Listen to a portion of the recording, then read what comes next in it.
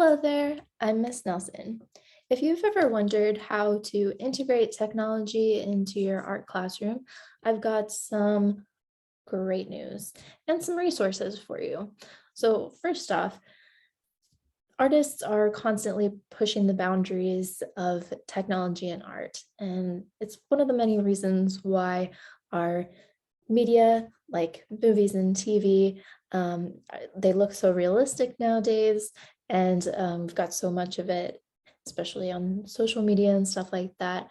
So integrating technology and art is sort of a constant, and technology should really be a friend to the artist. So let me share with you some resources that you can use in your art classroom. First up, this is a website that I love, and it's called Teachers Pay Teachers. So it's teachers who have created lesson plans or just resources for teachers, for other teachers, and you can download things. So as you can kind of see, resources you may like, I've got a lot of artisty kind of things in here.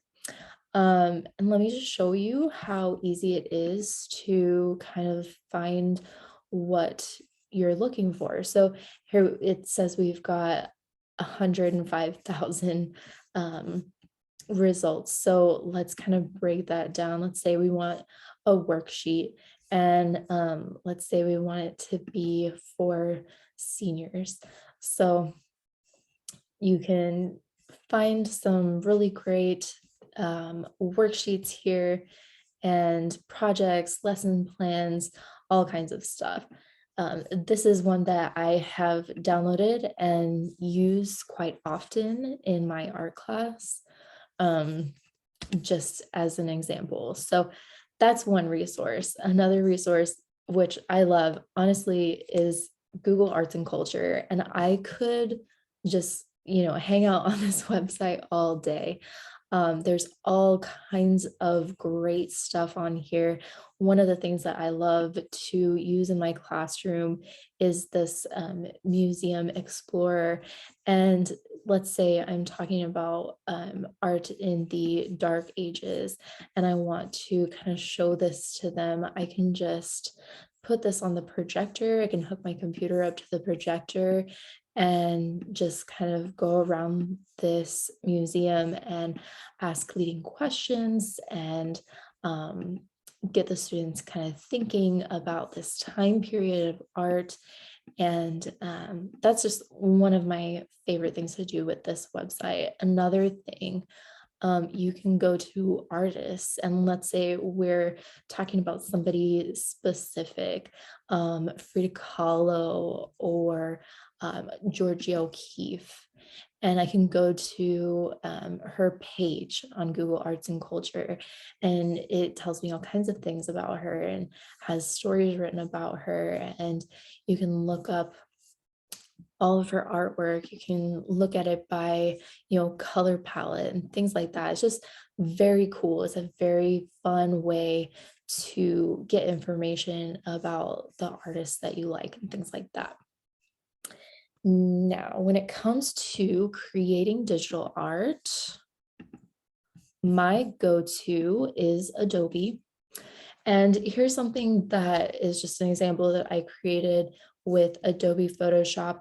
And this is something that you can use in your classroom. It's very inexpensive to use, but it's something you get these different layers, and I can manipulate this image to be different hues and saturation. So if we're talking about the elements of art, we can kind of go, let's say I want to make it black and white, and I can just make the picture black and white. So there's all kinds of things that you can do with that kind of technology. Adobe Photoshop is one of my go-tos, but another one of my go-tos that I'd like to talk about just really quick, if I have a student who has a tablet or an iPad, Procreate is a really great, innovative application that, let's say I've got a really high achieving student who needs a challenge, and they've got access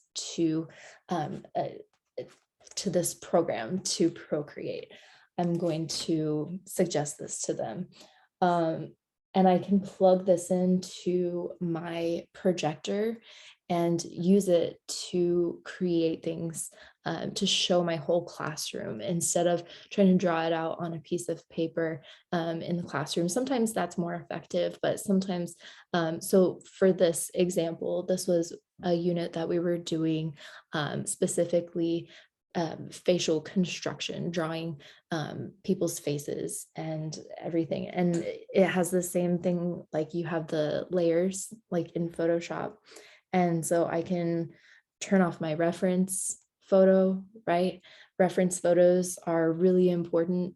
I can turn off all my layers except for the final drawing that I have and I like, things like that. So that's just like a really great application that I use in my art class. I have a student, or had a student last year, who actually used it to animate. So that was really incredible. He was very talented.